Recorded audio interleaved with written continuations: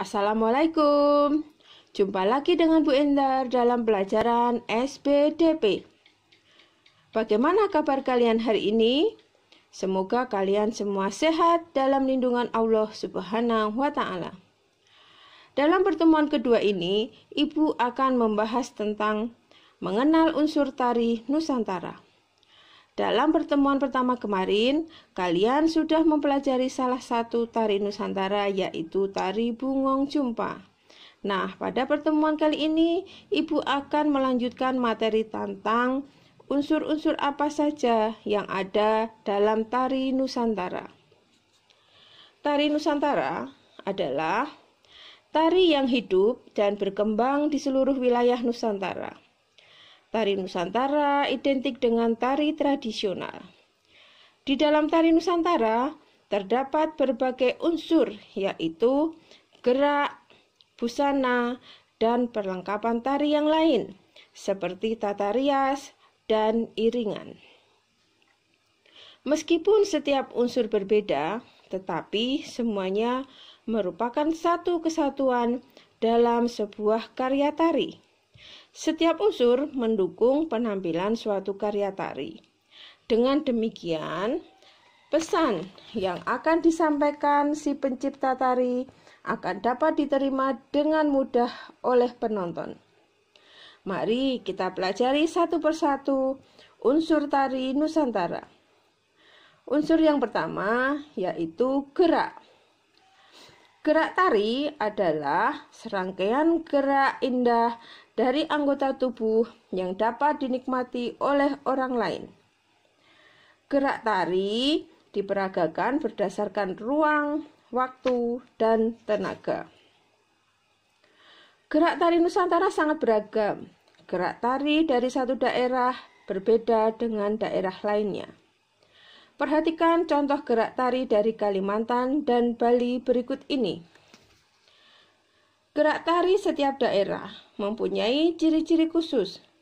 Sebagai contoh, ciri gerak yang terdapat pada gerak tari Bali dan gerak tari Sumatera berikut. A. Ciri gerak tari Bali.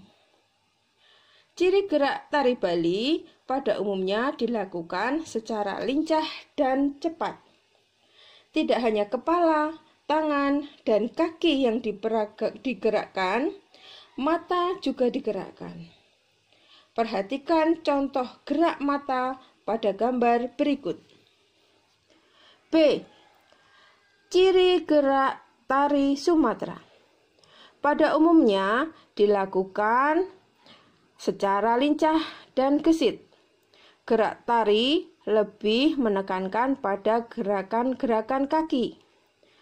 Gerak tangan, lengan, jari, leher, dan kepala tidak beragam dan tidak rumit. Perhatikan contoh gerak tari Sumatera berikut. Unsur yang kedua adalah busana tari. Busana tari adalah segala pakaian yang digunakan oleh penari saat pertunjukan suatu karya tari. Busana tari sebaiknya disesuaikan dengan bentuk tariannya. Misalnya, busana tari untuk tari kupu-kupu harus menyerupai kupu-kupu. Selain itu, busana tari juga harus enak dipandang dan tidak mengganggu gerak penari. Perhatikan gambar berikut yang memperlihatkan contoh busana tari. Unsur yang ketiga yaitu tata rias tari.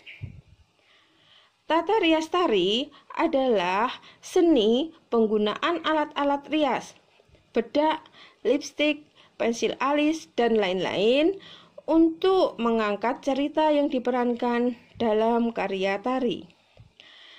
Tata rias untuk tari yang berkarakter halus akan berbeda dengan tata rias tari yang berkarakter lincah.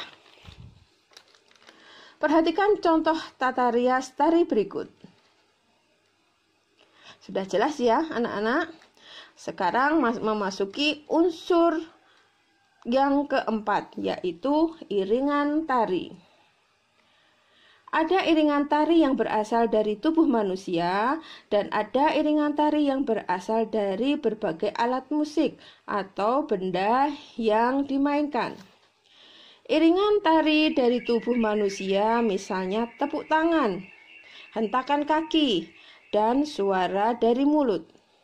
Sedangkan iringan tari yang menggunakan alat musik ada yang berupa alat musik tradisional dan alat musik modern. Perhatikan gambar berikut. Unsur yang kelima yaitu tempat pertunjukan karya seni. Seni tari membutuhkan suatu tempat untuk mempertunjukkannya. Tempat pertunjukan tari disebut juga tempat pentas. Tempat pertunjukan tari diantaranya berupa pendopo atau panggung pementasan. Perhatikan contoh gambar berikut. Unsur yang keenam adalah properti tari. Properti tari adalah alat yang digunakan oleh penari untuk melakukan gerak tari. Pemakaian properti tari diusahakan jangan sampai mempersulit gerak tari. Perhatikan gambar contoh properti tari berikut. Demikian anak-anakku semua, materi hari ini semoga bisa bermanfaat bagi kalian semua. Pada kesempatan ini, Ibu tidak akan memberikan tugas yang dikumpulkan.